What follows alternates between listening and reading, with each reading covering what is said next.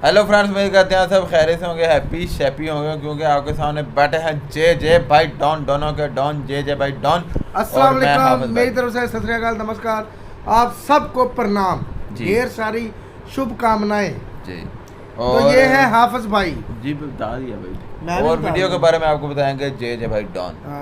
आओ उनका रोपा वीडियो दसिए ना। जी बताएं जे भाई डॉन, जल्दी जल्दी।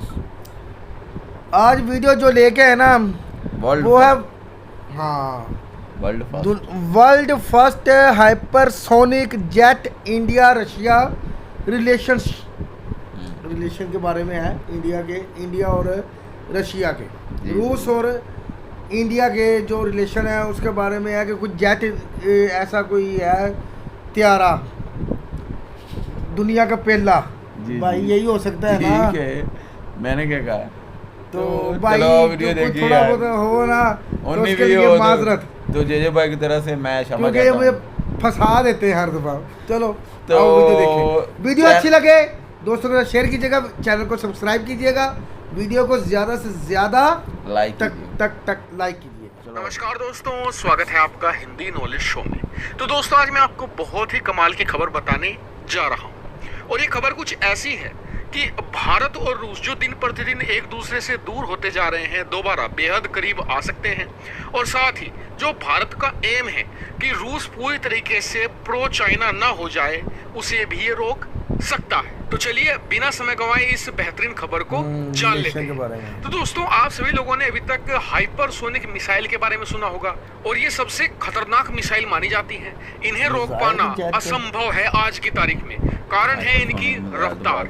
ये लगभग 5 मैक की स्पीड से, यानी कि आवाज की गति से भी 5 गुना तेज ये चलती हैं। और इसीलिए आज की तारीख में ना कोई ऐसा डिफेंस सिस्टम है, ना सी कोई इंटरसेप्टर मिसाइल है जो इन्हें इंटरसेप्ट कर सके, और इसलिए इन्हें इनविंसिबल मिसाइल भी कहा जाता है। लेकिन क्या हो कि एक लड़ाकू विमान हाइपरसोनिक रफ्तार से उड़ने लगे, वो अंतरिक्ष में भी ऑपरेट करने लायक हो जाए। जी हाँ, मैं कोई परी कथा नहीं बता रहा हूँ, आपको रियलिटी बता रहा हूँ। दरअसल रूस एक ऐसे लड़ाकू विमान पर काम कर रहा है जो हाइपरसोनिक रफ्तार से चलेगा और साथ ही वो अंतरिक्ष में भी ऑपरेट कर सकेगा।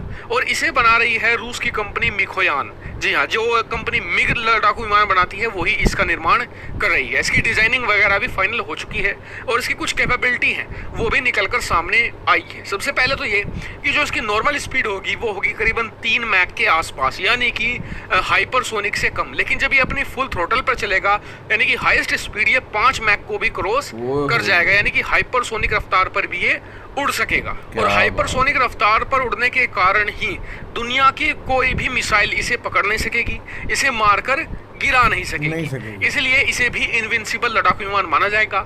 और ये स्टेल्थ होगा और 6ठी पीढ़ी का लड़ाकू विमान होगा, यानी कि इसमें ऑप्शन होगा कि ये पायलट के साथ भी उड़ सकेगा और बिना पायलट के भी इसे उड़ाया जा सकेगा। इसीलिए इसे एक बेहतरीन 6th जनरेशन लड़ाकू विमान माना जा रहा है। और रशिया ने इसके लिए डेडलाइन भी तय कर ली है, अगले 10 साल के अंदर इसे बना लिया जाएगा। और साथ ही जैसे जैसे लड़ाकू विमान का निर्माण चलेगा आगे, उसके साथ साथ ही इसमें लगने वाली मिसाइलें, जिन्हें हाइपरसोनिक मिसाइल लगेगी जो बताया जा रहा है इसमें, उनका भी निर्माण शुरू कर दिया जाएगा, ताकि लड़ाकू विमान जब बनकर तैयार हो तो उसकी मिसाइलें भी तभी तक तैयार हो जाए बनकर। पर इतना ही नहीं, बताया ये भी जा रहा है कंपनी की तरफ से कि इसे स्पेस में भी, यानी कि अंतरिक्ष में भी ऑपरेट किया जा सकेगा, जो सबसे अमेजिंग चीज होने वाली है मेरे हिसाब से। आप कहेंगे कि एक अच्छा लड़ाकू विमान है, चलिए ठीक है, लेकिन कुछ तो कमजोरी होगी इसकी भी। तो बता दो कि जो इसकी कमजोरी है वहीं पर एंट्री होती है भारत की भी। जी हाँ, ध्यान से सुनिएगा। देखिए, रूस हथियार तो बहुत अच्छे बनाता है, जैसे कि उसने S-400 बनाया, S-500 प्रोमेथियस बना रहा है, Su-57 लड़ाकू विमान है। लेकिन जो सबसे बड़ी कमी आती है वो आती है फंडिंग के कारण। रूस के पास आज की तारीख में पैसा नहीं है और आने वाले समय में भी उसकी हालत खराब ही होगी। ऐसे में जो उसके जो फाइटर जेट के प्रोग्राम है, डिफेंस सिस्टम के जो प्रोग्राम है जिन्हें वो डेवलप करेगा भविष्य में, उसके पास इनफ फंड है ही नहीं। और बिना पैसे के होता क्या है, मैं आपको उदाहरण भी देता हूँ। रशिया ने एक प्रोग्राम स्टार्ट किया था अब से 10-15 साल पहले Su-57 स्टेल्थ लड़ाकू विमान बनाने का, लेकिन रशिया के पास उस समय भी पैसे नहीं थे। तो उन्होंने भारत के साथ कोलैबोरेशन करना शुरू किया।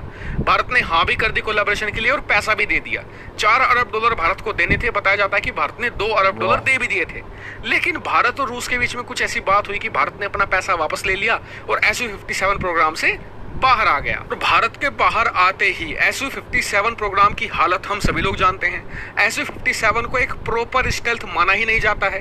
इंजन में भी उसके बहुत सारे फ्लॉज हैं और वो हीट सीकिंग मिसाइलों का आसानी से निशाना बन जाता जी भाई, ये जो लड़ाकू विमान बनाएगा रशिया, तो उसके पास टेक्नोलॉजी है, उसके पास दिमाग है, उसके पास क्षमता है ये, लेकिन इस ख्वाब को हकीकत में बदलने के लिए उसके पास पैसे नहीं है, जो उसे पैसे मिलेंगे इंडिया से।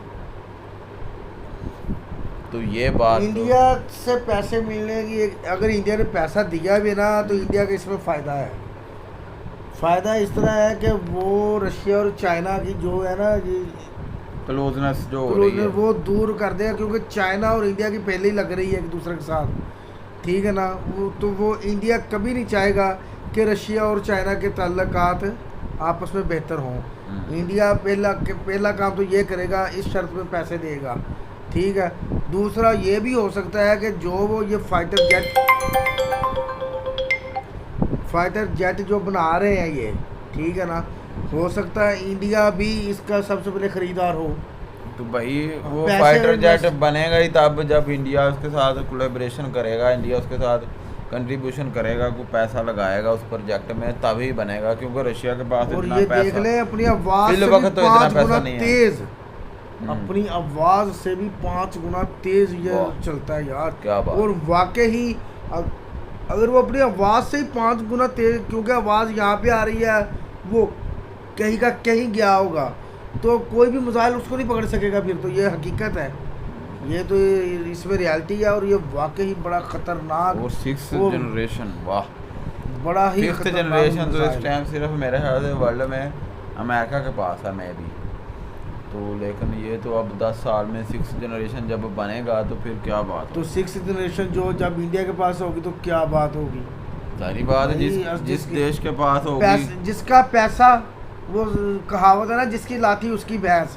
इंडिया का पैसा होगा तो इंडिया के मिसाइल होंगे, इंडिया के जेट होंगे, क्योंकि रशिया तो बनाएगा, इंडिया के काम आएंगे। क्योंकि सारे जब अगर इंडिया पैसा इतना इन्वेस्ट करेगा तो कुछ ना कुछ तो शर्तें ऐसी रखेगा ना कि जिससे रशिया भी सोचेगा, फिर कहेगा चलो कोई नहीं, बन रहे हमारे भी आ जाएंगे, उनके भी हो जाएंगे। बस ऐसे ही है ना, बहुत हर देश अपना फायदा देखता है। तो मिलते हैं अगली वीडियो में, अपनी राय का हाथ जरूर बहुत दीजिएगा। Amazing bye video bye. यार, आपको वीडियो कैसी लगी इसके बारे में जरूर बताइए।